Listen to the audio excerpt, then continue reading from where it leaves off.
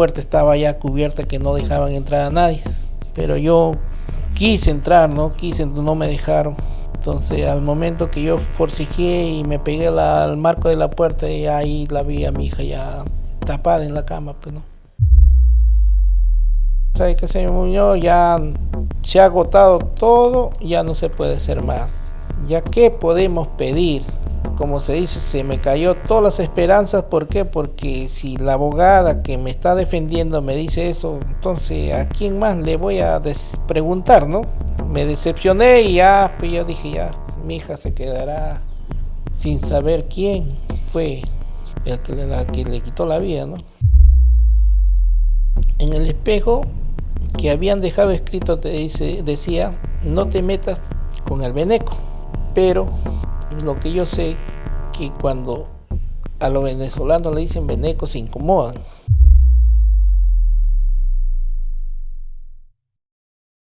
Hola chicas, ¿cómo están? Bienvenidas a otro episodio de Catarsis. Yo soy Kiara y hoy día vamos a contar la historia de Yoshwani Muñoz. Una chica joven, llena de vida, alegre, que vino a Lima a estudiar, a forjar un mejor futuro, que se mudó cerca de su trabajo, había acabado sus estudios muy joven y lamentablemente tuvo la mala suerte de cruzarse con alguien en su camino que no sabemos bien qué es exactamente lo que pasó, pero un día ella apareció muerta en el lugar en el que vivía y este año se cumplen 7 años desde esos hechos, con mucha evidencia que podría dar indicios de quién puede haber sido esta persona. Sin embargo, aún no se ha hecho nada. Es un caso que ha sido archivado muchas veces y que su padre hoy día es quien da la cara por su hija y sigue luchando para encontrar justicia en este caso, que como digo, quizás no es una justicia que se sienta tan bien porque no es una justicia que ha llegado a tiempo. Sin embargo, en las calles hay un hombre, o más de un hombre, que ha asesinado a una mujer que ha cometido un feminicidio y que está ahí libre, por lo que siempre invito a tener mucho cuidado a todas y a todos y estar muy atentos de las personas que están a nuestro alrededor y siempre, si es que nos sentimos inseguras, si algo pasa, hablar. Entonces le doy la bienvenida aquí al señor Pablo Muñoz, que pertenece a la Asociación de Familias Unidas por Justicia, una asociación que viene haciendo una labor amplia ya por muchos años, ayudando a familiares de víctimas de feminicidio.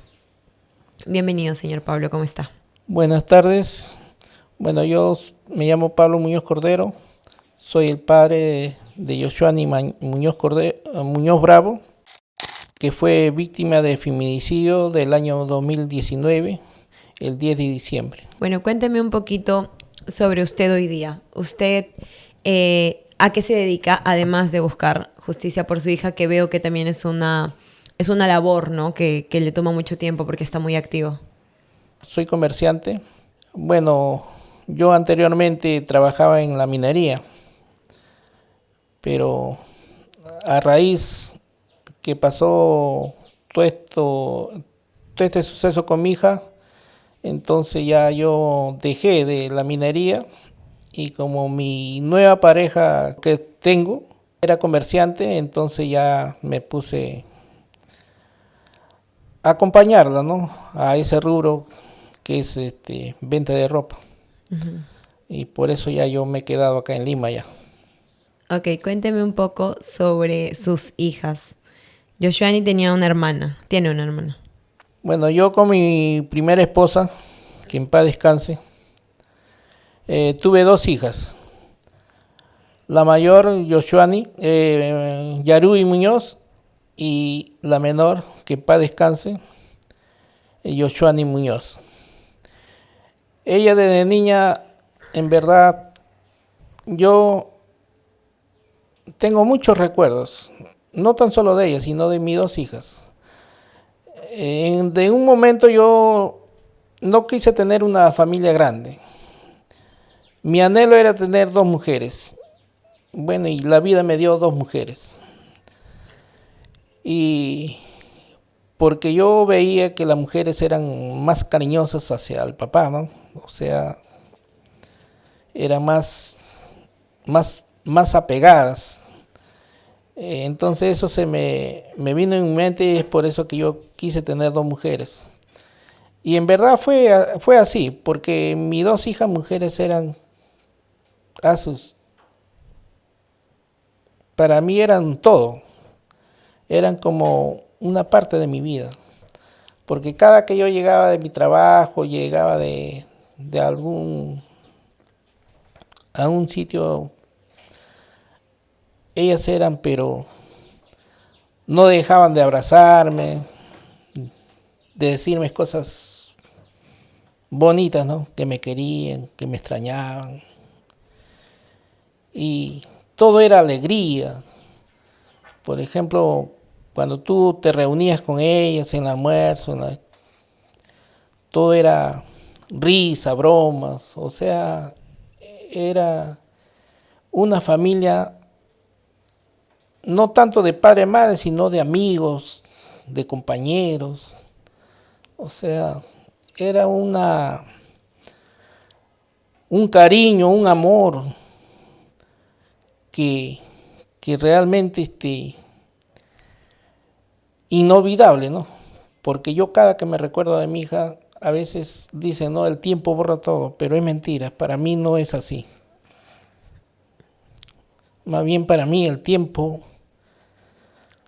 hace recordar muchos recuerdos de mi hija, porque tal como era mi hija, la recuerdo cada momento, pero yo me hago el fuerte.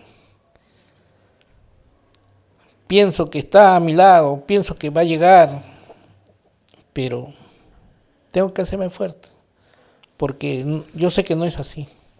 Yo sé que ella ya está descansando al lado del Padre Todopoderoso, pero no la tengo a mi lado, pero la tengo dentro de mí, la tengo en mi corazón. Tan solo me quedan recuerdos de ella. Claro, como dice, las mujeres dicen que son más pegadas al papá. Y creo que es cierto, ¿no? Porque al final, cuando una es niña, el amor que uno ve y que uno quiere es el amor de su papá. Entonces, qué bonito que haya tenido esta relación con sus dos hijas. Qué bien que se haya sentido amado por ellas también. ¿Cómo era la relación entre ellas? ¿Cómo eran ellas en personalidad? ¿Cómo era Yoshuani? ¿Era alegre? ¿Era traviesa? Ella era muy alegre, porque si alguien llega a ver todas sus fotografías, todo era que tenía su sonrisa en sus labios, todo era risa, todo era broma, chacota, desde el colegio hasta el día que se fue, todo era risa, bromas. Yo le pregunto a sus amistades, pucha, y ella me cuenta que sin ella no era, como se dice, una salida así de paseo, una salida, porque ella era la chispa, como se dice, porque ella ya armaba el chiste para la risa. Ella armaba la Eso es fiesta. lo que me dan a entender ellos, y por eso es que todas sus compañeras, todas sus amistades que la conocen y han salido así a compartir con ella, la verdad, siempre que yo las escucho, la extraña mucho, muchísimo, porque todos no son iguales y no hay otra igual como ella. Ujú. La recuerdan con mucho cariño también sus amigos. Sí, así es. ¿Ella dónde nació y creció? Cuando yo hice familia con la finada de mamá de mis hijas, yo me entablé en Chanchamayo, en un distrito de San Ramón. Ahí hice mi familia, ahí tuve mis dos hijas, ahí crecieron, estudiaron hasta la primaria. Entonces en el 2018 yo recuerdo muy bien que justo ese año que ella acaba de estudiar, porque ella siempre ha querido ser, como se dice, prosperar, ser alguien en la vida. Eso sí tenía en mente ella. Entonces ella acabó de estudiar el 2018, entonces da la casualidad que en la empresa que yo trabajaba reducieron personal, y al reducir personal me tocó a mí. Y justo ella acaba de estudiar y ella tenía su meta acabar y ahí mismo venirse a postular. Pero justo ahí en ese tiempo que me quedo sin trabajo. Ella ya había terminado y ella quería seguir con la misma, no quería esperar ni un tiempo más, sino quería postular. Quería postular un trabajo acá en Lima. No, Ah, a la profesión, a ya, estudiar. a Sí, una sí. profesión, ok. Entonces, bueno, como para ese entonces todavía no estaba fresco que había salido de la minera, tenía un poquito de ahorros. Hubo para postular en ¿cómo se llama? En esta universidad, la Católica, Van para la Católica. con su mamá conversó. Bueno, yo también no le quité esa alegría, ¿no? Ese deseo de postular ahí, porque en verdad ahí es costoso, ¿no? Le dimos ese deseo de que ella postule ahí. Bueno, lamentablemente no la pude agarrar. Bueno, ella se sintió triste, lloró, porque ella dijo, papá, mamá, está sin trabajo mi papá y le he hecho gastar, dijo, ¿no? Bueno, pero nosotros sabíamos que ese era su deseo de ella, ¿no? Es por eso que nosotros decimos, no, ya le hablamos ya, ¿no? Que no se preocupara, que esto va a cambiar, ¿no? Y entonces, ahí mismo como el IPAI, no sé cómo sabría, ¿no? Casi a los días nomás se conecta con ella y le dicen, ¿no? Que tiene la oportunidad de estudiar ahí, ¿no? Bueno, ella se animó y dijo, ya papá, ya, entonces ahí me voy a estudiar. Y ahí empezó a estudiar hasta acabar su carrera. O sea, acabó de estudiar y bueno, para eso yo ya también ya estaba trabajando ya. Y entonces el año 2017 su mamá se enferma, no duró mucho, se fue, falleció, entonces ella se quedó ya, como se dice, ya en ese año justo acababa, ¿no? Y de ahí ya, bueno, nos hicimos lo fuerte, ¿no? Nos hicimos lo fuerte, hablamos, esto, que nos dijo papá, ¿sabes qué? Yo me quedo en Lima, ya yo terminé para de una vez terminar a hacer mi documento porque tenía que hacer prácticas para sacar su título, ¿no? Entonces se consiguió el trabajo ahí en esa empresa minera, ¿no? Estuvo un año como secretaria, así, recepcionista, así, en su práctica. Y después del año ya la asignaron como asistente de gerencia. Y mire, ve, no sé cuál habría su destino, sería su destino, porque, por decir, en esa semana la ascienden, ¿no? A ese cargo, y en esos días nomás ya prácticamente le quitan la vida. Claro. Ella consiguió trabajo en esta minera y empezó a crecer profesionalmente. Entonces, creo que se refiere un poco a eso, ¿no? A dónde hubiera llegado, porque creció también rápido dentro de esta empresa. Así es. Tengo entendido que ella justamente se busca un espacio cerca a su trabajo. Sí, en primer momento buscamos un cuarto en la misma recta, casi digamos a 100 metros, a media cuadra. Y justo en ese tiempo donde ella se quiere cambiar de cuarto, justo en ese tiempo, como era el techo de calamina, y justo da la casualidad que en ese tiempo comenzó a llover. Entonces, por las calaminas goteaba agua, ¿no? Justo a veces goteaba por el centro, por su cama, por su silla, ¿no?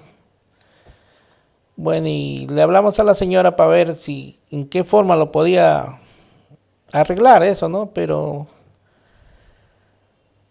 no dio así y entonces ella se consiguió un cuarto atrás, a la espalda nada más. O sea, ahí mismo, pero a la espalda de prácticamente de su trabajo. Okay. Pero en la misma manzana. Sí, ahí se consiguió un trabajo, un cuarto. Entonces yo fui y le ayudé a trasladar todas sus cositas y ahí le entablé en ese cuarto. Pero en ese cuarto tan solo vivía la encargada de alquilar y ver los cuartos y más inquilinos, ¿no? Más inquilinos que vivían ahí. Y ahí no tampoco duró mucho porque casi no recuerdo bien si era 5 o 6 meses o más. Ok, ella se mudó 5 o 6 meses antes de los hechos a este lugar. Sí. Este lugar tenía más huéspedes, ¿no? Sí, tenía más huéspedes. Uno creo que era colombiano, creo. Y otro era que vivía un menor de edad, vivía ahí con su hermana. Después ahí vivía su pareja de la señora que administraba ese inmueble. Después vivía también una que trabajaba en la misma empresa de mi hija, pero ella supuestamente lo había alquilado para su descanso nada más, o sea, no vivía. O de repente en momentos que no era ya muy cansado para ir a su casa, se quedaba ahí a descansar hasta el siguiente día. O de lo contrario, también lo utilizaba como descanso de mediodía, así. Okay. No es que viviera ahí permanentemente. Exacto, no vivía permanente. Antes de los hechos, ¿qué le había contado Yoshani de su trabajo, de su vida personal? Ella estaba muy alegre, muy feliz estaba por el ascenso que le habían dado. Y estaba o sea, para el tiempo de que ella había estado trabajando ahí en esa empresa y llegar a ese cargo, se sentía alegre, feliz, porque realmente con su capacidad que ella tenía, estaba, como se dice, ascendiendo, ¿no? Uh-huh. Era un logro importante para ella. Se sentía muy feliz, estaba feliz. Porque así nomás, pocas personas, como se dice, tienen que pasar años para ascender a un cargo, como se dice, un poco elevado, ¿no? Claro. Pero ella tuvo la suerte que la vieron esa capacidad y la ascendieron a ese cargo. Ahora, ¿ella cómo se sentía en este nuevo lugar donde vivía? ¿Se sentía bien? ¿Tenía problemas con quizás algunas personas alrededor, con la persona que la alquilaba? Como bien han declarado algunas personas, y ellos mismos lo dicen, que ella era una señorita muy respetuosa, que así nomás no hablaba con nadie, que así nomás no le daba confianza a nadie, que así nomás no la veían entrar con nadie a su cuarto. Uh-huh. Y ellos mismos lo confirman. Y yo sí les creo, porque mi hija era bien recta, como se dice. Uh-huh. Si ella estaba con un enamorado, ella estaba hasta el último. Y mientras que no acababa con él, ella no estaba con otro. Entonces, sí creo que mi hija se ha hecho respetar en ese entonces, porque una joven sola viviendo en un cuarto donde nadie como se dice, la controla a diario, ha tenido, como se dice, para algún amigo ir con engaños, ¿no? Visitarla, entrar, salir de su cuarto, pero ella nunca permitió eso, nunca permitió. Y con respecto a las personas que vivían ahí, un tiempo estuvo una nieta política, o sea, nieta de la finada. Estuvo ahí con mi hija viviendo como una semana. O sea, su sobrina. Yoshoni vivía con una sobrina. Sí, con una sobrina, porque, o sea, no vivía tanto, sino fue a visitarlo. Ok, se Sí, quedaba a dormir. se quedó una semana ahí, Ok. porque ella vivía en San Ramón, Chanchamayo. Ah, ok. Sí, y ahí vio cositas que realmente vio como si la señora le tenía un poco de, digamos, envidia o un poco ¿Cuál era? de cólera, podría decirle, porque en verdad ella era una niña o una señorita en que como se dice, se le gustaba vestirse y estar bien, como se dice. Bien vestida, bien Sí, arreglada. exacto, sí. Y eso notó mi nieta, ¿no? Y entonces en un momento ella le pregunta, ¿por qué así? No, señora, de repente, no, porque lo que me he visto, ¿por qué será? No, dice. Y después mi hija dice que le dijo a mi nieta, porque a veces cuando ella se iba a trabajar, mi nieta se quedaba sola. Entonces le dice, ¿sabes qué? Mira, mi nieta se llamaba Sumiko. ¿Sabes qué? Mira, Sumiko, le dice, tú cuando sales, sal de frente y al entrar también entra de frente. ¿Por qué? Porque a veces el esposo de la señora, de encargada de la vivienda, siempre a veces estaba en ese pequeño espacio libre, como se dice, como el garaje, ¿no? Okay. Entonces, si ese señor comienza a hablar o así te mire, tú no le hagas caso, le dice. Tú pásate de frente nomás y entra al cuarto y enciérrate. Eso es lo que mi hija le advirtió a mi nieta, ¿no? Uh-huh. Entonces, por ahí yo pienso que mi hija habría notado algo en el señor, ¿no? Que realmente a veces de repente pasaba y ella la miraba con malos ojos o de repente le habría dicho algo, ¿no? Algunas palabras que realmente no le habría gustado, ¿no? Es por Claro. eso que le advirtió a mi nieta que no le haga caso, ¿no? Claro, quizás ella sospechaba algo, sentía alguna cosa negativa acerca de Eh, este sujeto. claro, que el Señor podría, ¿no? Con esa intención Uh-huh. hacer una amistad, como se dice. Sí. Y con el resto de personas que vivían en el lugar. Con el resto de personas, ellos mismos lo dicen, que nunca hablaban con ella, nunca ha tenido confianza con ella. ¿Qué es lo que sucede el día de los hechos? ¿Cómo usted se entera? ¿Cuándo había hablado con ella por última vez? Mire, yo mayormente, yo diario la llamaba. Todos los días. Sí, diario la llamaba, le escribía por Messenger, que antes era Messenger, no era WhatsApp. Uh-huh. Entonces, le preguntaba, hijita, ¿cómo estás? No, papi, todo me bien. Me dice, no te preocupes, todo está bien, ya, tranquilo nomás, ya. Ya, bueno, ya me contestaba, ¿no?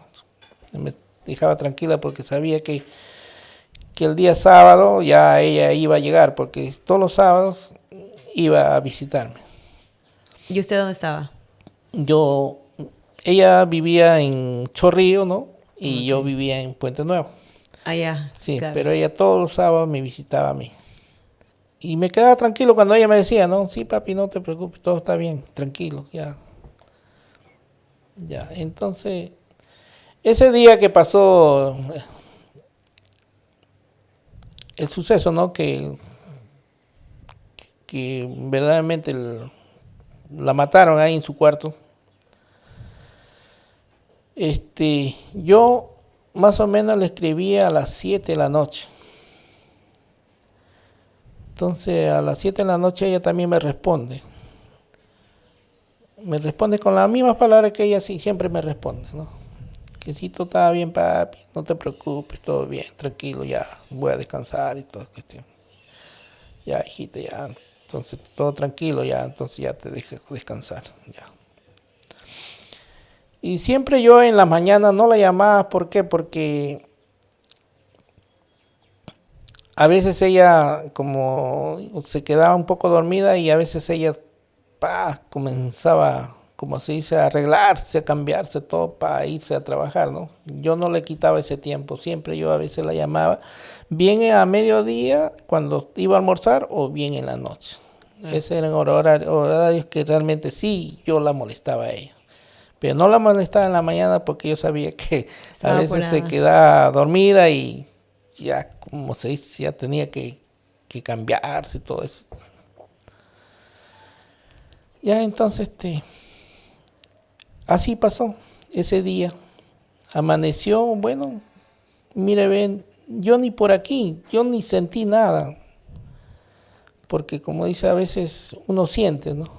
Presiente. Ujú. Pero en verdad no.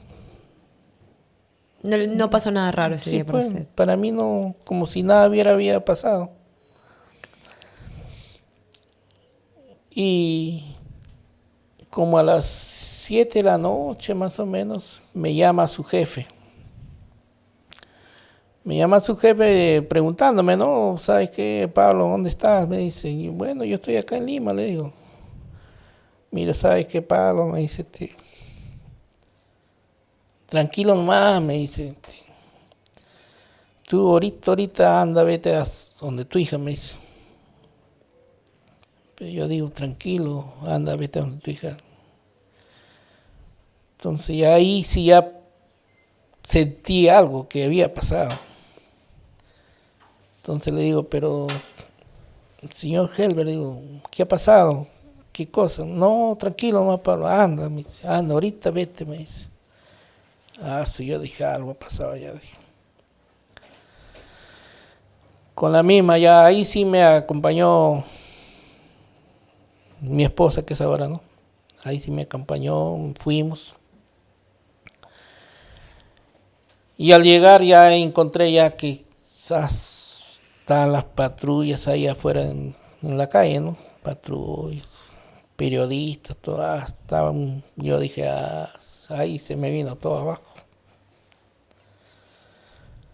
Porque yo dije, si ha pasado algo leve, ¿para qué tanto, no? Ujú. Entonces, yo entré, ¿no? Entré y para eso ya, entonces ya la puerta estaba ya cubierta que no dejaban entrar a nadie. Pero yo quise entrar, no me dejaron.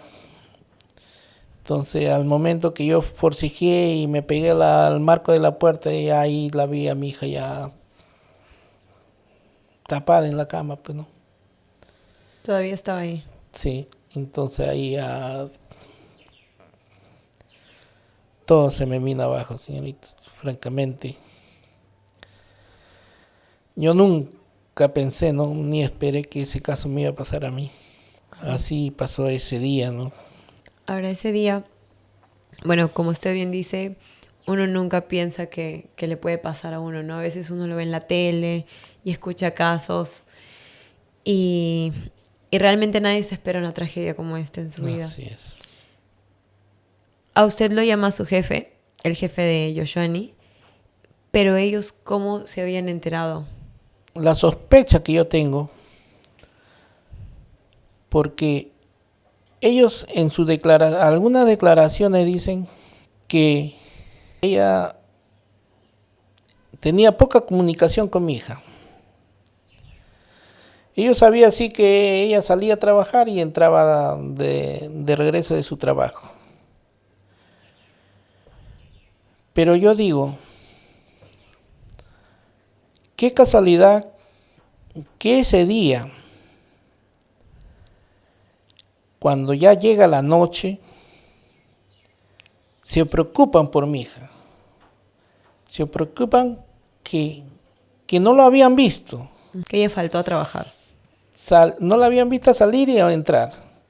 Entonces ella supuestamente dice, ahí se preocupó, porque no la había visto salir ni entrar. Entonces ahí llamó a su jefa, dice, de mi hija, Ujú. preguntándola si es que realmente había ido a trabajar. Entonces la jefa le dice que realmente no había ido a trabajar. No se había reportado. Entonces ahí supuestamente dice ya, ella se preocupó que ¿qué ha pasado? ¿Por qué no ha ido a trabajar?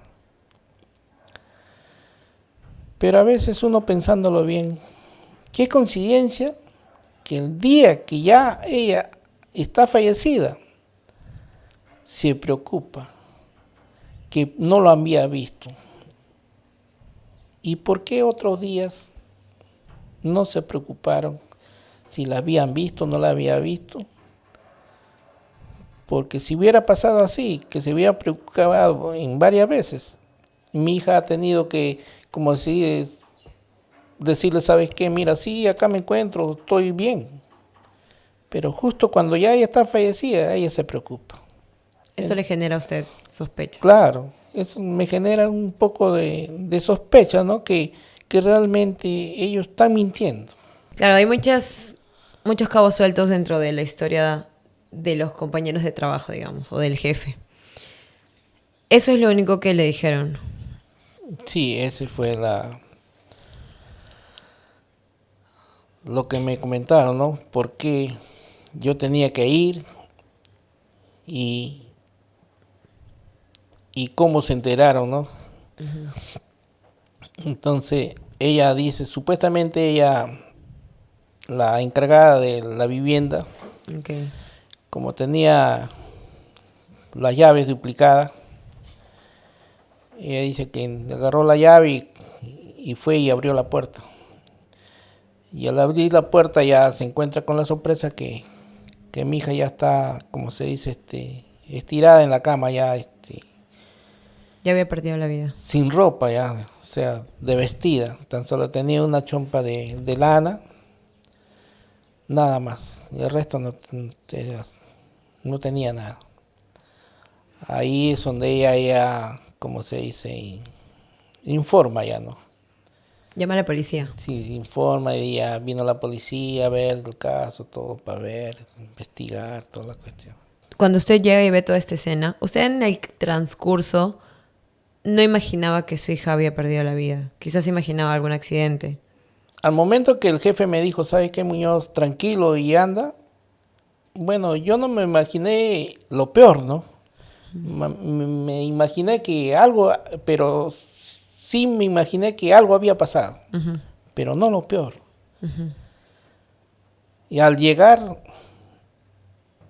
a la entrada de la casa y ver todo el alboroto de patrulleros, periodistas, todo, ahí sí ya se me vino todo, prácticamente ya perdí todas las esperanzas de encontrar a mi hija, como se dice, al menos golpeada. Accidentada, ¿no? Y ahí ya se dio cuenta de que la situación era claro, muy así grave. Una cosa ya muy fatal, como se dice, ¿no? Después sí, de que usted llega al lugar, ¿cuál es el procedimiento que alguien debe seguir? ¿La policía habla con usted? ¿A quién busca? Bueno, esa noche yo recuerdo que estuve ahí, ¿no? Bueno, la policía hizo supuestamente su trabajo. Vinieron, sacaron todas las huellas, todo, las pruebas, todo, ¿no? Sacaron de todo. Y como en la madrugada ya se la llevaron a mi hija a la morgue. Entonces en ese momento yo me acerqué, ¿no? Y le consulté, ¿sabe qué, mi señor? Ya podemos ingresar, le digo, al cuarto. O todavía no, le dije, ¿no? Bueno, y ellos me respondieron, ya no hay ningún problema, ya pueden ingresar, ya todo está ya sacado, todas las pruebas, todo está hecho ya. Pero nosotros creímos en esa contestación, ¿no? Porque uh-huh, en realidad las cosas no son así. Claro. La cosa era que ese cuarto todavía había permanecido cerrado, uh-huh, hasta que acabe toda la investigación. Claro, que sea una investigación real, uh-huh, una investigación concisa. No creo que a las horas de que hayan encontrado a su hija ya hayan podido ver todos los detalles. Eso no pasa ni en los países más avanzados. En un par de horas tienen todos los detalles de una escena del crimen. Sí, pues, por eso nosotros nos atrevimos a entrar al cuarto ya. Claro, solo que en ese momento en su situación no se puso a pensar que eso podía pasar, que le estaban mintiendo. Sí, pues claro, con el dolor que uno tenía y más el desconocimiento, nosotros ya nos dijeron, sí, pueden entrar, no hay problema, ya entonces nosotros hicimos caso a eso, ¿no? Pero no se hubiera hecho después. O sea, uno piensa después que no hubiéramos hecho eso, por más que ellos no hubieran dicho. Porque si nosotros hubiéramos sabido que el procedimiento no era así, entonces, por más que ellos hubieran dicho que, ¿sabes qué? No, entren nomás, no hay problema. Nosotros no lo hubiéramos hecho. ¿Por qué? Porque sabemos que todavía faltan muchas cosas para investigar ahí. Claro. Y uno al entrar igual altera la escena. Sí, exacto. Bueno, y al momento que yo entré, ¿no? Bueno, ahí estaba también mi esposa, que es ahora, también fue su hija. Ahí entramos y miramos, ¿no? Y veíamos que al entrar ahí en la puerta, ella tenía un pequeño ropero de esos roperos, ¿no? De solteros, como se dice, ¿no? Un ropero de ese material tipo plástico. Okay. Estaba ahí al costadito de la puerta, no estaba.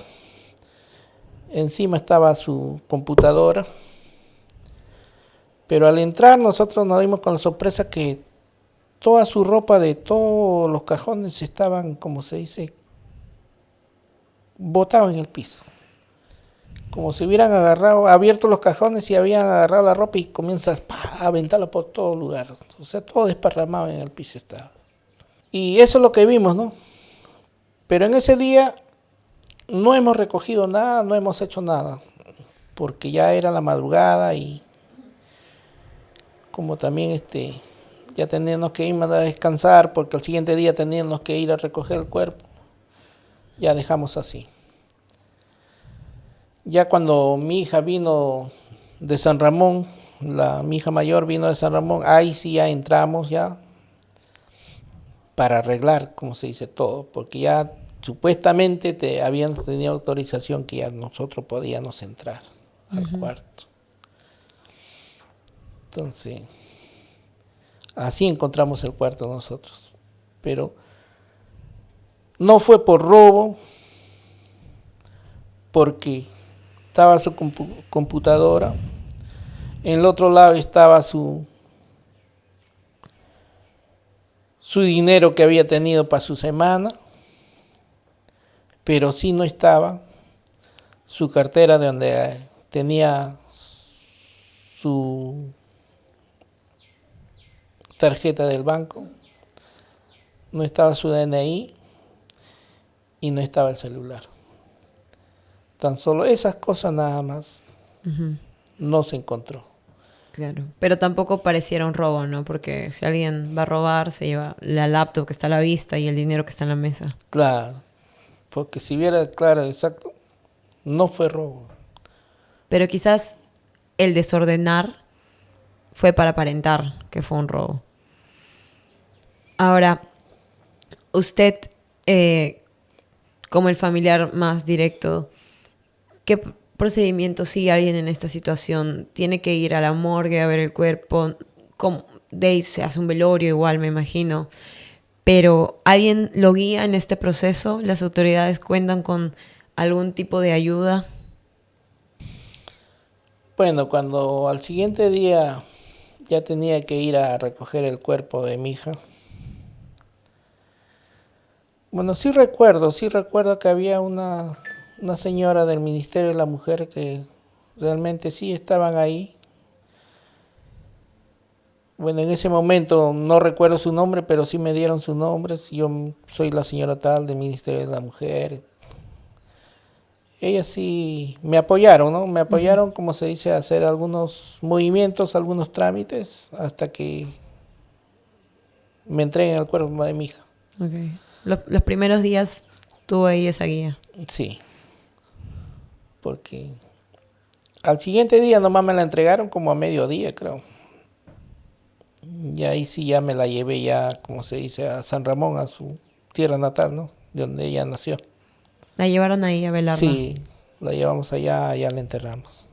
Ahora fue muy rápido también quizás la entrega, ¿no? Porque se supone que la policía en un caso como este tiene que hacer una investigación profunda. No sé si a ella se le llegó a realizar alguna autopsia, algún procedimiento. El informe de la morgue es que dice que ahí la había fallecido por un golpe en la cabeza y estrangulamiento.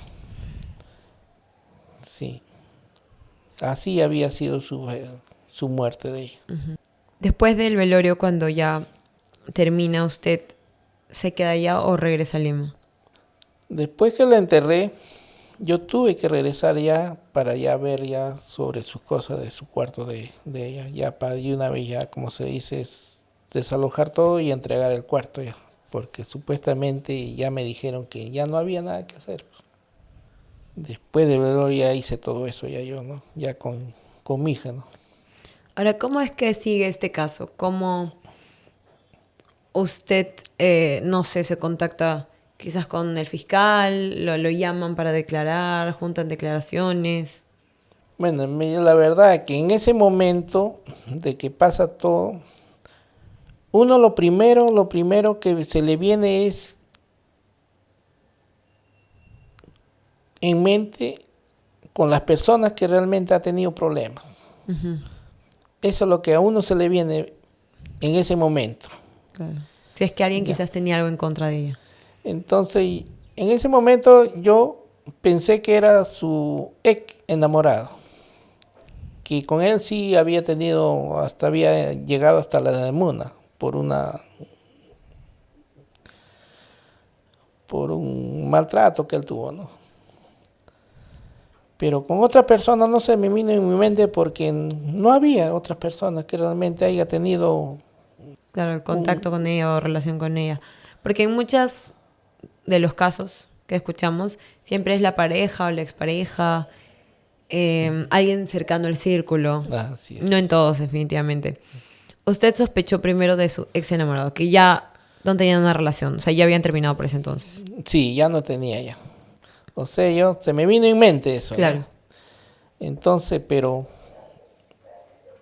todo era pensar, nomás pensamiento, ¿no? Porque ¿quién más podía ser? Pero después descarté, no, miento. En el momento que yo estoy viajando, llevando a mi hija su cuerpo, ¿no? Para San Ramón, su mamá del ex me da una llamada. Me da una llamada, o sea, diciéndome que lo perdone por todo lo que había pasado con su hijo y que lo siente mucho, ¿no? Y en ese carro, tan solo iba yo atrás con el cuerpo de mi hija y en la parte de adelante iba el chofer con mi esposa, que es ahora. Iba tan solo 3 mujeres, o sea, 3 ocupantes nada más. Pero esa conversación que yo tuve con la llamada de su mamá del ex, nadie lo sabía, tan solo yo nada más. Entonces de ella, cortó la llamada, ya ahí quedó ya. Entonces llegué a San Ramón, le entablé a mi hija, la comenzamos a velar. Y de ahí un amigo de mi hija entabla conversación con una señorita X. ¿Ya? Entabla consultándole, preguntándole primero. En sus conversaciones yo lo noto que primero se asesora, pregunta quién era su enamorado, cómo lo trataba, habían tenido problemas, no habían tenido problemas, y quién es el actual, cómo era él. Primero pregunta todo. Entonces de ahí, el amigo de mi hija sigue conversando con él. Entonces ella mismo, bueno, yo pienso así, ¿no? Que suelta un bombazo para nosotros creer y confirmar que realmente era el ex. Ya. Entonces le dice, mira, ¿sabes qué? Confirmado es. Es Paolo, dice ella. Ok. Esto lo dice una tercera persona, una amiga, una conocida. O sea, una X, que el amigo de mi hija no la Ok. conocía, Ok, pero ok. sí entabló conversación por Facebook con él. Ok. Entonces, así le dijo, ¿no? Sí, confirmado es, Paolo es.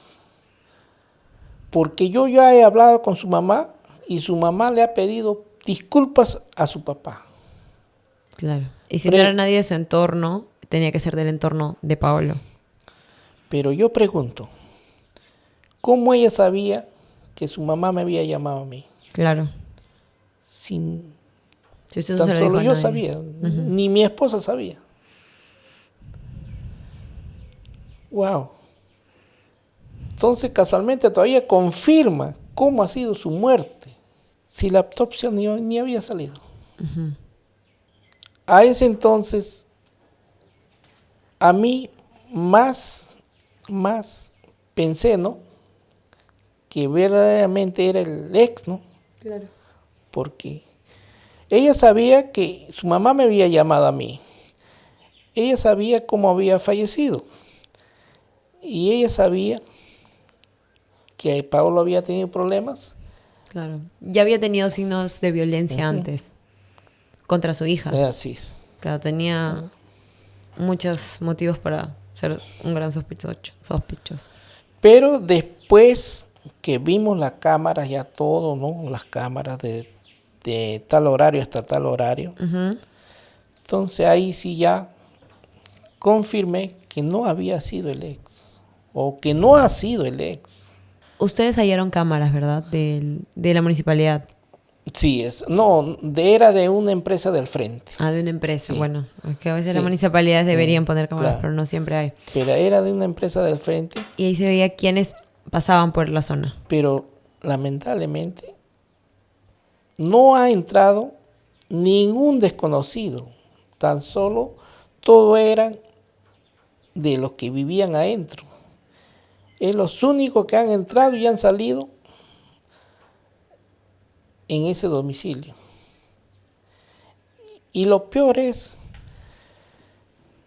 que durante todo ese horario que supuestamente ha pasado, está pasando el suceso, ¿no?, de la muerte de mi hija, se le ve al menor de edad con unos movimientos muy sospechosos, que sale, o sea, la entrada era un portón grande de madera y tenía una puertita chiquita. Okay. Entonces él abre la puertita chiquita, saca su cabeza, mira para allá, mira para acá, de nuevo se mete, de nuevo sale, hace su movimiento, de ahí sale para afuera, se da la vuelta acá.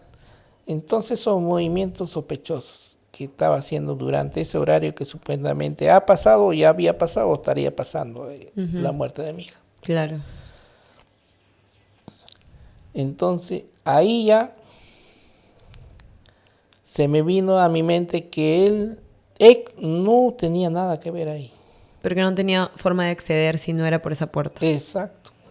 Y en las cámaras se confirmó. Claro, la cámara confirmó que ni un extraño ha entrado ni ha salido. Lo que limitaría las posibilidades a las personas que están en la casa. Ahora hay un punto que no hemos dicho, pero la persona que le quitó la vida a su hija o las personas dejaron un mensaje escrito en el espejo, creo. Sí. Entonces, culmino con el menor de edad mejor, ¿ya? Okay. Entonces, al momento de dar su declaración, el menor de edad, supuestamente él dice que él había estado entrando y saliendo porque él quería botar la basura. Ok. Pero yo me pregunto, quizás el primer día yo no sé a qué horario o dónde puedo dejar la basura para que el basurero se lo lleve. Claro, cuando Quizás. no es nuevo. Ujú. Pero cuando ya estoy días, ya yo sé a dónde la voy a dejar y en qué horario va a pasar el basurero. Yo no voy a esperar para que yo mismo lo eche al camión del basurero. Por supuesto. Entonces, esos movimientos es muy sospechoso. ¿Cómo qué estaba haciendo? ¿Como guardián? O sea que ¿O entrando y saliendo? entrando y saliendo, mirando para arriba y para abajo. Ok. O sea. Y después también dice que él hacía todos esos movimientos. ¿Por qué? Porque supuestamente en ese tiempo él estaba hablando con su enamorada. Pero al ver que no agarraba línea, él se salía a la calle para hablarles. Ok. Y yo me pregunto, o sea que ¿por qué hay pared o porque hay un espacio canchón grande no entra la línea? No, en realidad no tendría nada que ver más porque usted dice que había como un patio. Claro, era un patio, claro que tenía pared, pero es descubierto. Claro. Entonces, con el espejo, en el espejo que habían dejado escrito decía, no te metas con el veneco. Pero lo que yo sé que cuando a los venezolanos le dicen veneco se incomodan, no le gusta que le digan veneco. Y al momento de hacer la prueba grafotecnia, entonces las pruebas arrojan que esas letras más le pertenece al menor de edad. O sea que él presuntamente habría escrito esa frase. Claro, si le pertenece a él o es más semejante a su escritura del que él ha dado, él mismo ha dado esos libros de su escritura que ha tenido él, Ujú. entonces no hay de otra persona, pues. Es muy posible que sea de él. Todo esto que usted me dice fue investigado por la policía, se supone. Sí, casualmente, después de que salga ese informe que realmente le pertenecía más al chico, ¿no?, de menor de edad, porque ellos en la Fiscalía de Familia de Chorrillos, porque ahí se hizo porque era menor de edad, entonces ellos supuestamente han negado que no le pertenecía su letra a él, que supuestamente se parece, pero no es de él.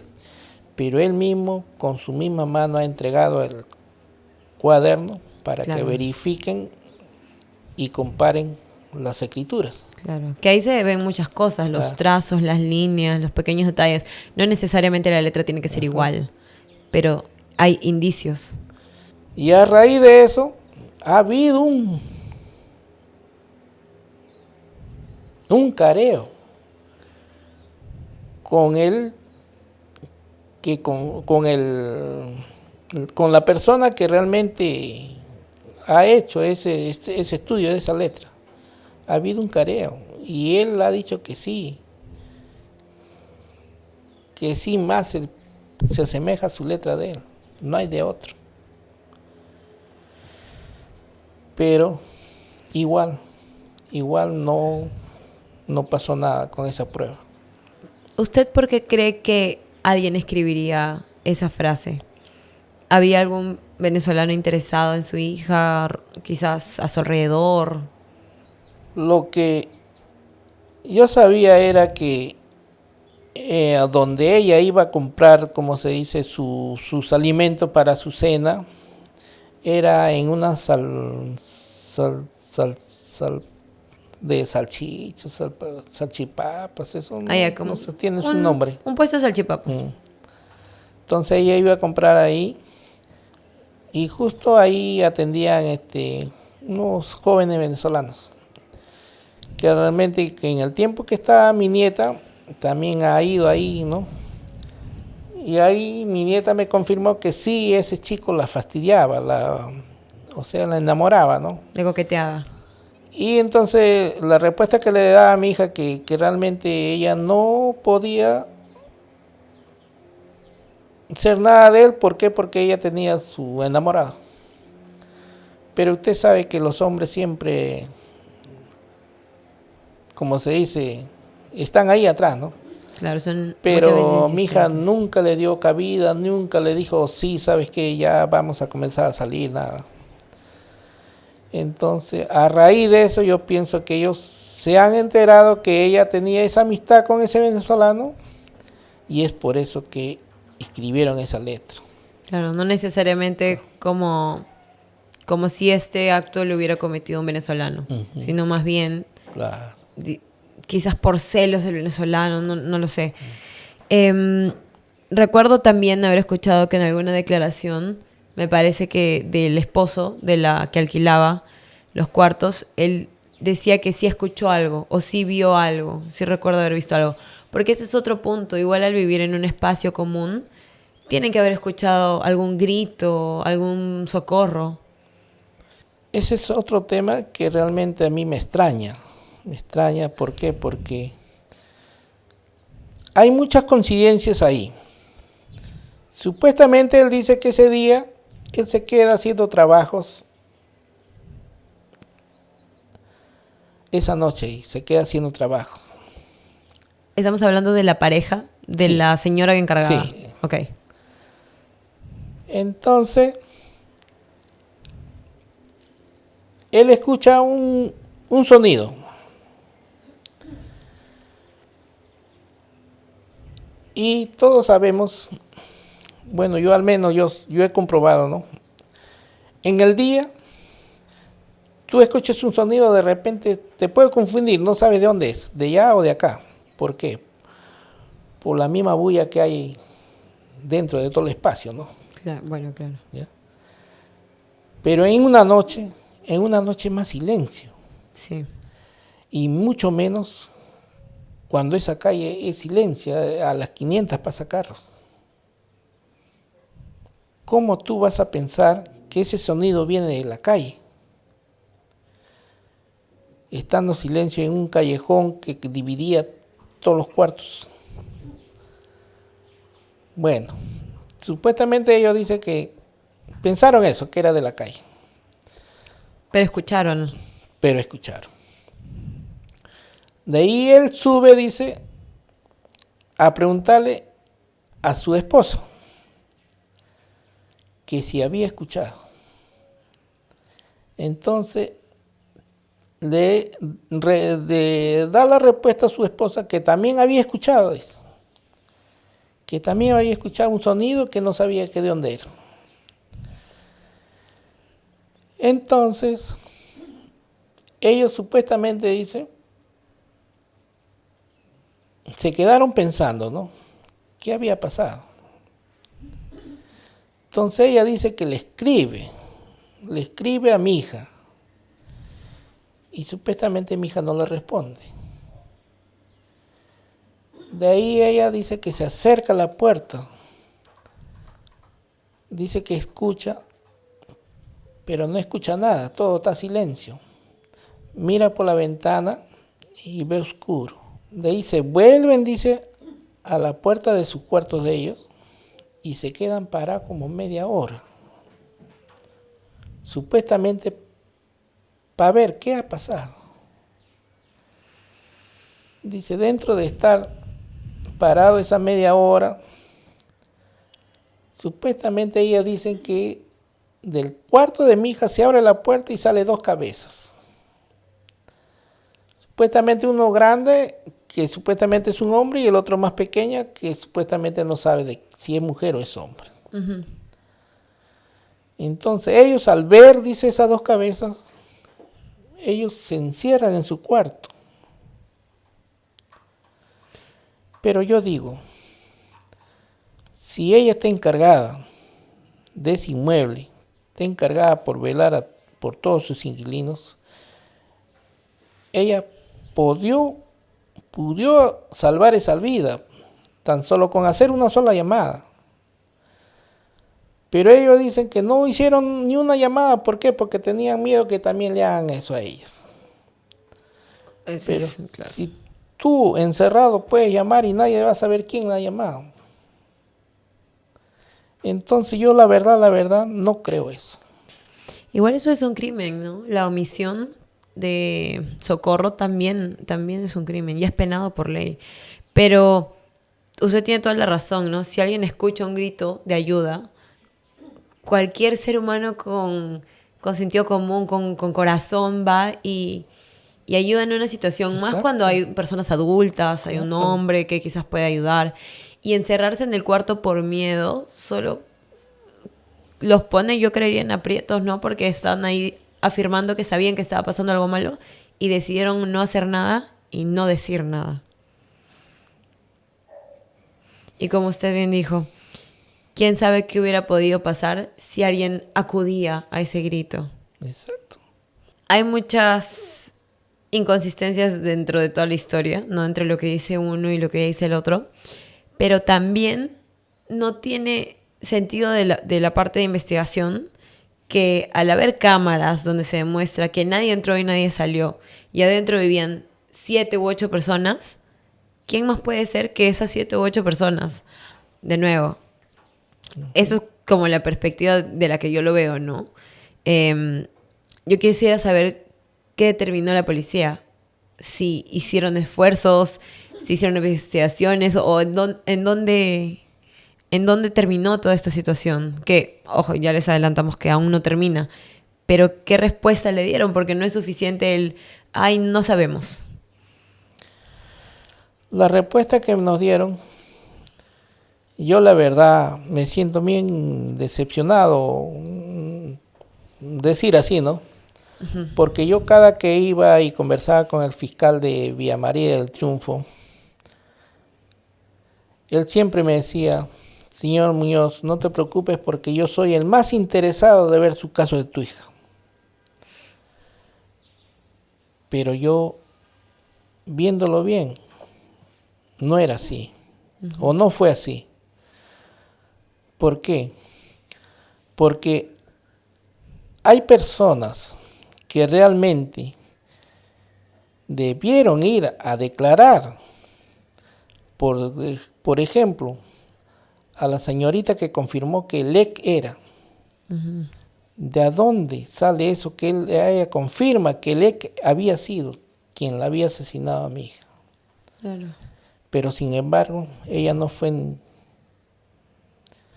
La citaron, primera vez no fue, la citaron segunda vez no fue y ahí quedó. Y hasta es sospechoso que no vaya. ¿Por qué alguien no quisiera ir? Quien nada debe, nada teme. Además que es contribuir a que se resuelva un feminicidio. Ahora, a su enamorada del menor de edad, también la han llamado después de tiempo a dar su declaración. Ya ellos ya están preparados, ya han conversado. Lo único que ella ha declarado, que dice que no se recuerda en ese momento que estaban hablando. Tampoco ya no tiene ese teléfono y ese número. Y tampoco ya no tenía ningún acercamiento con el chico, pero sí era un poco impulsivo, ¿no? Porque esto ha sido reciente. Porque digamos que si ya pasaron 6 años y medio desde esto, claramente ellos ya ahora tienen 20 y tantos años, ya perdieron el celular, ya tienen otra vida. No tiene sentido que no lo hayan hecho en su momento, ¿no? A pesar de que hayan sido menores de edad, pueden ir a declarar. Claro. También con la supuestamente que la señora le escribió a mi hija Entonces ahí tenía que verse qué cosa le escribió o qué cosa le dijo. No pasó, creo, ni un mes, y menos quizás. Le pidieron su número. Le dijo que ya ese número no lo tenía, que ese celular ya no existía. Y que no se recordaba ni qué es lo que le había escrito. Y no había pasado mucho tiempo.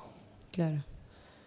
Entonces prácticamente, para mí, alguien está mintiendo ahí. Alguien está mintiendo.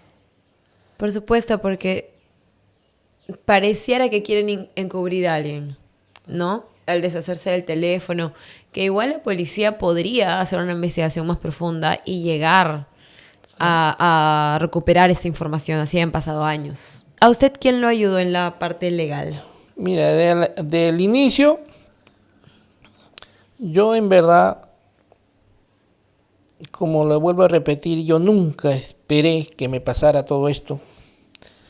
Nunca también había estado en ese tipo, ¿no? de ¿cómo se llama? De denuncia, de trámite de fiscalías o de comisarías. En ese proceso legal. Entonces, como a mí me dijeron, ¿no? El Ministerio de la Mujer pide apoyo y dale que ellos te ayuden y te apoyen. En un momento yo sí, la verdad, dije, el Ministerio de la Mujer, pucha, ella me va a ayudar, dije yo, porque realmente es una mujer que le han quitado la vida. Entonces fui, hablé y le dije y le pedí apoyo y ya me aceptaron y me apoyaron. Para ese entonces primero estuvo a cargo la doctora Mónica Trillo. Ella estaba viendo desde el inicio mi caso, ¿no?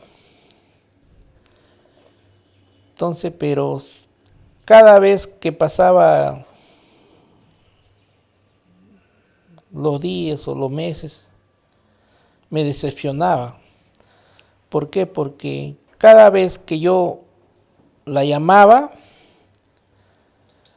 a veces me contestaba, a veces no me contestaba.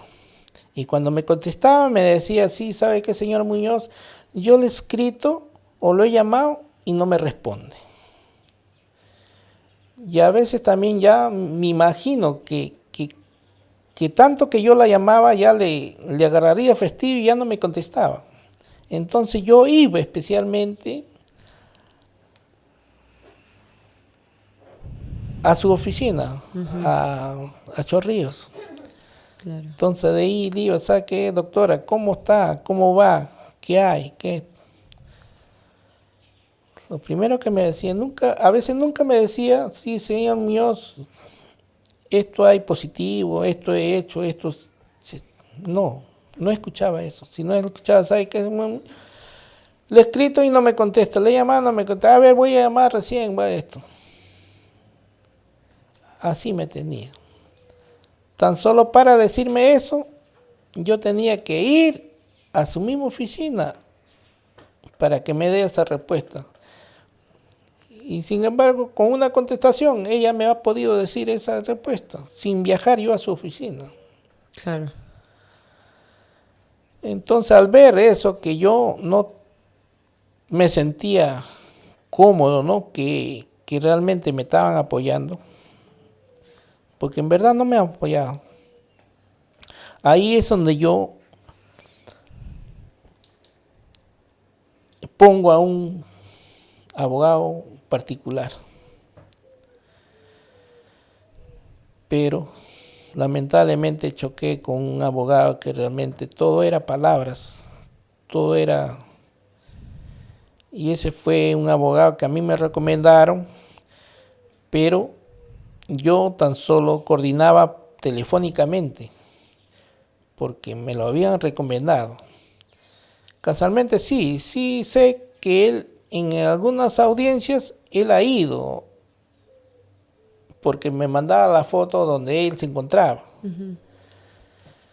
Pero igual también me decía tanta maravilla, me decía que sí, señor Muñoz, que la fiscal dice esto, dice el otro, pero nosotros podemos apelar, no podemos denunciar, le podemos, pucha, que me contaba maravilla de todo. Pero yo decía, sí, señor abogado, si eso es así, entonces ya actúe, proceda. Sí, que vamos a esperar su contestación, su respuesta, que este y el otro. Hasta que después, ya más de un año creo, si no me equivoco, ya lo dan por archivado ya, porque ya realmente ya supuestamente ya no tenía nada que investigar, ya no había nada que pedir, ¿no? Lo archivan. Y yo en ese momento lo llamo al abogado y le digo, señor abogado, ¿usted sabe esto? No, me dice. Pero si el caso de mi hija ya lo han archivado, le digo. Ya casualmente ya ha pasado el plazo de que nosotros podemos apelar. Pero él me dice, ¿por qué? Si a mí no me ha llegado nada, yo no sé nada, a mí no me ha dicho nada. Entonces me dice, ya mira señor Muñoz, ya no llame, ya no esto, déjame en mi mano, yo voy a llamar. Entonces supuestamente él habrá llamado, no habrá llamado, pero yo insistí, volví a llamar, diciéndole, ¿no? Que realmente que a mí ni a mi abogado le había llegado ningún documento de que están archivando el caso de mi hija. Pero el asistente de la fiscalía me dijo, señor Muñoz, ¿yo por qué puedo mentir que no le he enviado? Yo le he enviado a su correo de tu abogado, él tiene conocimiento. Le pregunto al abogado, él dice que no le ha llegado nada. Entonces, a raíz de eso, ya él, como se dice, me dice, ¿sabes qué, señor Muñoz? Tengo otros asuntos y ya no puedo acompañarte. Si quieres, te recomiendo una colega del mismo estudio.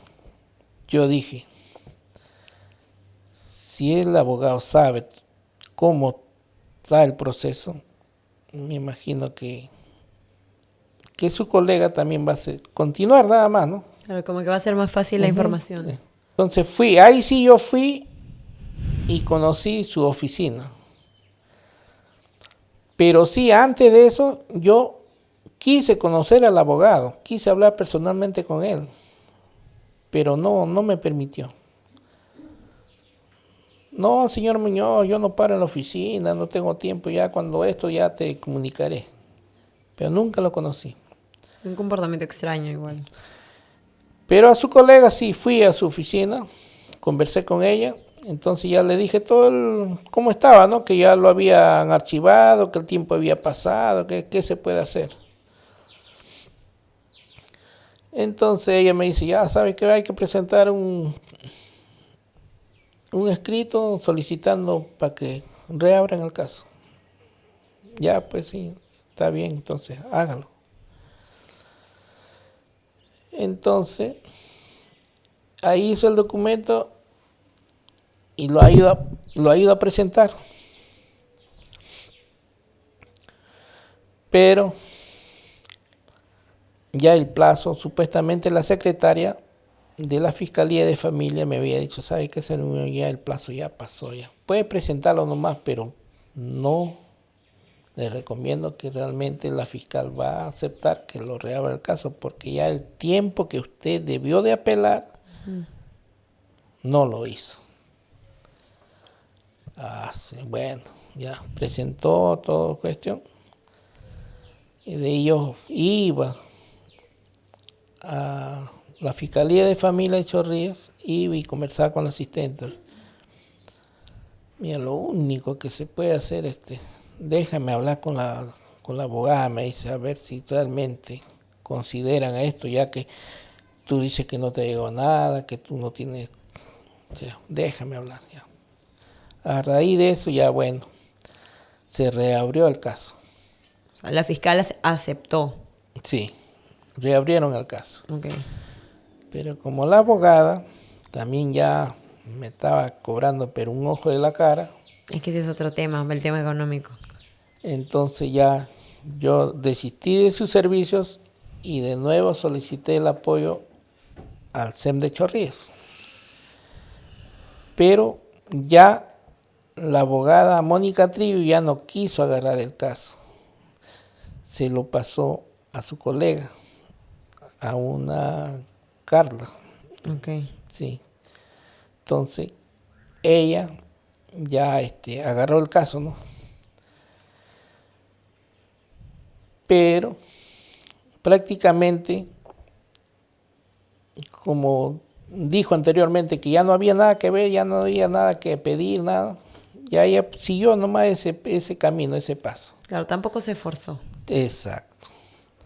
No pidió otras cosas más que realmente debió de pedir en ese momento que ahora se está pidiendo, ¿no? Uh-huh. Porque debió de pedir, ¿no?, que se termine todas las investigaciones que no se hicieron en su momento, ¿no? Uh-huh. Así lo dejaron. Ella sí estuvo por el careo de la grafotécnica, sí estuvo ahí ella, o sea, en ese entonces ella ya estaba apoyando ahí. Pero no hizo más nada, o sea, no pidió otras cosas más. Porque en verdad ahí el encargado y su esposo debieron de ir como investigados, no como... Por supuesto. Inclusive digo que, según lo que he escuchado de la declaración, podrían haber afrontado cargos. Claro, exacto. Porque ellos escucharon, vieron. Y no hicieron nada. Y, entonces ellos no debieron ir como se dice...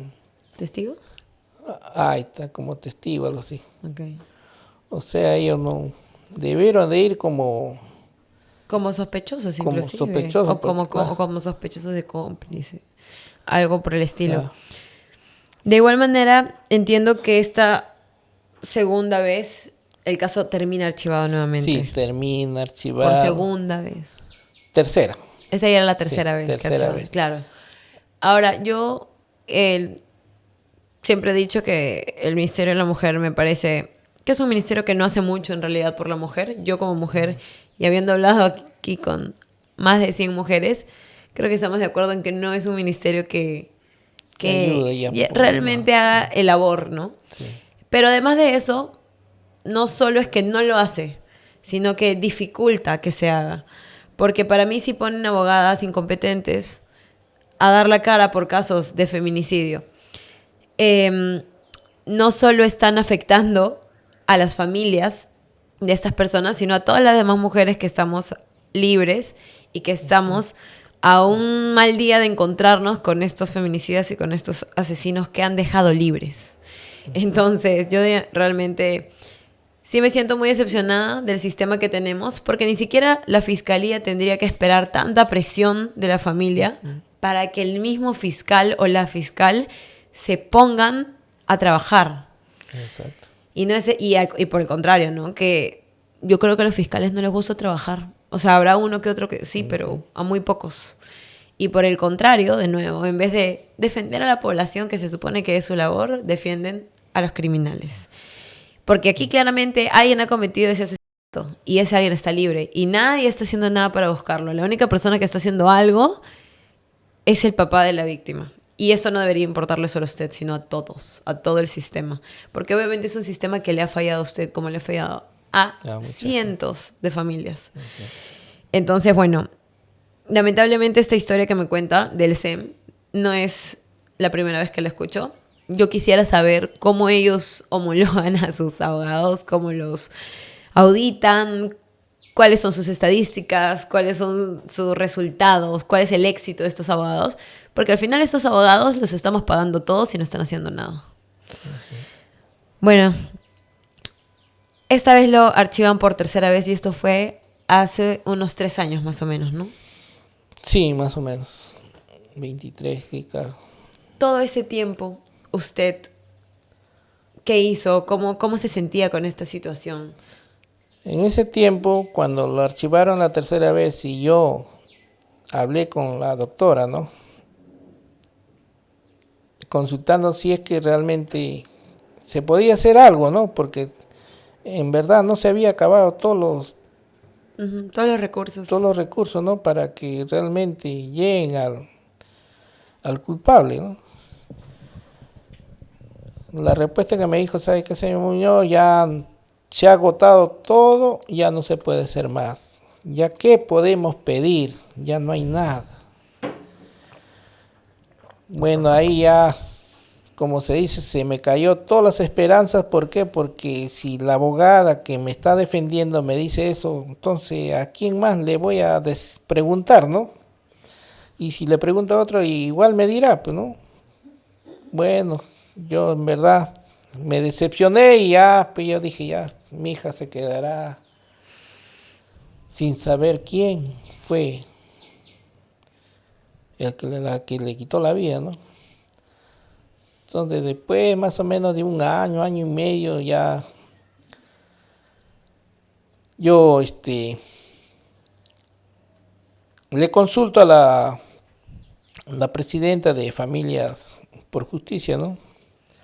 Que es una asociación de familiares, no solo Sí. madres. Hay muchas madres en realidad, pero también hay hermanas, hay hermanos, hay padres que están ahí, porque alguna persona en la familia le han arrebatado la vida y en muchos casos han sido feminicidios. Entonces, y eso es cómo funciona nuestra sociedad, ¿no? Lo que debería hacer el gobierno por nosotros, lo terminan haciendo otras personas, los otros pobladores.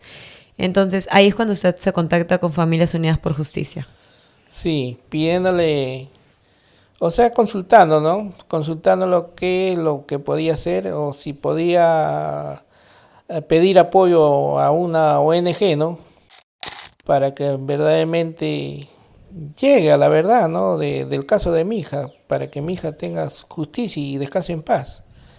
Entonces ahí es donde ella me dijo, ¿sabes qué, señor Muñoz? Mire, yo me voy a conectar con la organización Manuela Ramos o Flora Cristán. Y Dios gracias, la ONG Manuela Ramos aceptó, ¿no? Aceptó en apoyarme para solicitar y reabrir el caso de mi hija, ¿no? Y también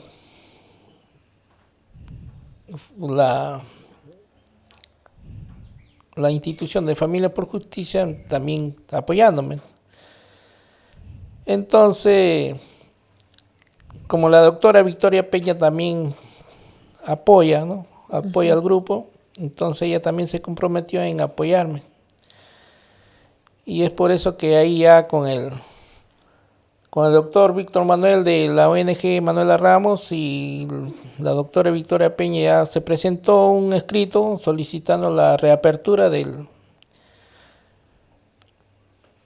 caso de mi hija, pidiendo, ¿no? Pidiendo todo lo que faltaba culminar a hacer, ¿no? Que lo que no se hizo se presentó y ahorita ya lo han elevado de Villa María del Triunfo, ese escrito lo han elevado a la Familia por Justicia. Entonces ahí estamos esperando la respuesta, ¿no? En qué, o sea, qué nivel va a seguir.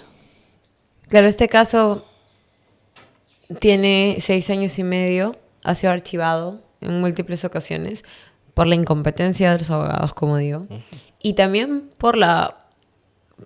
yo creo que porque los fiscales son flojos, la verdad, porque no les gusta trabajar y evitan la fatiga de hacer justicia o de traer un poquito de paz a familias que han sido muy golpeadas. Le quiero preguntar, ¿cómo usted siente que lo ha tratado nuestro sistema de justicia? He tenido mala experiencia, ¿por qué? Porque yo pensé algo positivo, ¿no? Algo positivo en esas organizaciones, ¿no? De la Ministerio de la Mujer, por ejemplo. Pensé, tan solo por llevar el nombre de mujer, yo pensé que les interesa. iba a tener un gran apoyo, ¿no? Por mi hija, porque mi hija es mujer, pero no fue así. Me siento muy decepcionado de de, de que realmente no he tenido el apoyo que yo esperaba. Porque si ellos me hubieran apoyado y hubieran hecho su trabajo de acuerdo a ley o de acuerdo al proceso y todas las investigaciones que realmente debieron hacer, se hubiera hecho ya justicia por mi hija. Y es por eso que a veces, por esos malos trabajos que hacen la Fiscalía, la Ministerio de la Mujer, es por eso que la mujer está expuesta en cualquier lado, en cualquier momento, de que le quiten la vida. ¿Por qué? Porque no hay justicia. No hay justicia. ¿Por qué? Porque los fiscales realmente, ellos tienen a la mano para que todo esto acabe. Pero mientras que esto siga así, esto no va a parar. Por eso yo a veces pido a los fiscales que realmente hagan su trabajo de acuerdo a las leyes, de acuerdo a las investigaciones, y que el culpable pague y sea responsable por lo que hace. Porque si no, hoy día esa persona, porque a mi hija no es uno solo, ahí son varios. Por eso yo siempre digo los o las que vivían ahí, porque una persona sola no ha sido. Entonces, si ellos hacen justicia, esto va a parar. Esto va a parar, ¿por qué? Porque ya esa persona no va a estar suelta en la calle, pensando que si yo ya hice y maté a una persona, yo lo voy a seguir haciendo. O de repente, a otra persona también le incentiva. ¿Sabe qué? Mira, Pato, mira, ve amigo, compañero, familia. Si yo he matado y a mí no me ha pasado nada. Entonces es por eso que eso sigue avanzando. Pero si ese culpable lo agarran y lo meten adentro para que pague por todo lo que ha hecho, yo creo que eso poco a poco va a parar. Sí, como usted dice, ¿cómo esperamos que algo cambie si no hay consecuencias por los actos de las personas? Si no hay penas, si no hay investigaciones, ni siquiera están investigando. En ese momento nadie está investigando nada. Y han pasado años donde nadie investigó nada y perfectamente se sabe que hay un asesino libre. Y así como es el caso de Yoshani, hay muchos otros casos que lamentablemente siguen igual de paralizados. En muchas ocasiones, muchas veces es el dinero que obstaculiza estos procesos porque las familias tienen que invertir de su dinero para buscar buenos profesionales, aunque algunos puedan llegar a pagar esto, hasta encontrar un buen abogado y encontrar un buen profesional puede ser difícil. E igual, ¿no? Como el tiempo que toma insistir, buscar, sumado al dolor que causa la pérdida de un familiar y más el dolor que causa perderlo de esta manera. Entonces yo igual siempre admiro mucho el trabajo que hacen diferentes ONGs, dentro de ellas la Asociación de Familias Unidas por Justicia. Le quiero preguntar también, señor Pablo, ¿usted cree que se sentiría un poco mejor si es que se llega a encontrar a esta persona? Yo sé que quizás el hueco que deja a su hija nunca va a ser reemplazado por nada, pero ¿cree que al menos encontraría un poco de paz en saber que ya no está libre esta persona? Si yo estoy aquí o si yo salgo a las calles a pedir justicia por mi hija, la paz y la tranquilidad que me queda es saber quién fue el que le quitó la vida a mi hija. Ahí ya mi hija va a quedar y va a descansar en paz al saber que yo he hecho algo por ella. Es por eso que yo pido a los fiscales que lleguen a fondo las investigaciones para que lleguen al culpable en el caso de mi hija. Porque esos culpables quizás no estén tranquilas en las calles, porque la justicia divina existe. Pero yo como padre, aquí en la tierra, pido que realmente lleguen a los culpables y ellos se hagan responsables por lo que le hicieron a mi hija de su muerte. Bueno, señor Pablo, lo acompañamos en su lucha. Espero de verdad que se reabra este caso y que la policía, la fiscalía y todo el sistema que le falló se ponga a trabajar para llegar a una respuesta por el bien de toda esta sociedad, por la paz igual de usted y de su familia, en la memoria de Yoshani, que era una mujer joven con una vida muy bonita, muy alegre, que tenía mucho amor para dar y que lamentablemente le arrebataron la posibilidad de hacer esto en este plano terrenal. Le agradezco mucho por venir, por contarnos su historia, por luchar también, porque al final todo lo que usted hace por su hija también va a repercutir en otros casos y ayudar a otras mujeres. Le agradezco a ustedes por ver este episodio. Como ya saben, yo siempre he sido muy crítica con nuestro sistema de justicia. Creo que la fiscalía de verdad tiene que replantearse, porque si no, este país no va a avanzar hacia ningún lado. Igualmente, el Ministerio de la Mujer, que es un programa de nombre muy bonito, pero de acciones nulas. Y bueno, yo sí las invito siempre a compartir estas historias, a hablar, a comentar, a ir a los plantones, a apoyar desde donde puedan apoyar. Porque una vez más, cuando el Estado no nos da lo que es nuestro derecho, como la justicia, nosotros mismos tenemos que ayudarnos para que esto pueda avanzar de alguna manera. Así que yo los acompaño a estar siempre atentos al caso de Yoshani, que es un caso que merece también ser cerrado y que merecemos todos, por el bien de nuestra sociedad, que estas personas vayan a la cárcel y que así como se reabran otros casos que están archivados. Abajo les voy a dejar las redes sociales de Familias Unidas por Justicia, donde siempre están compartiendo diferentes casos, diferentes historias.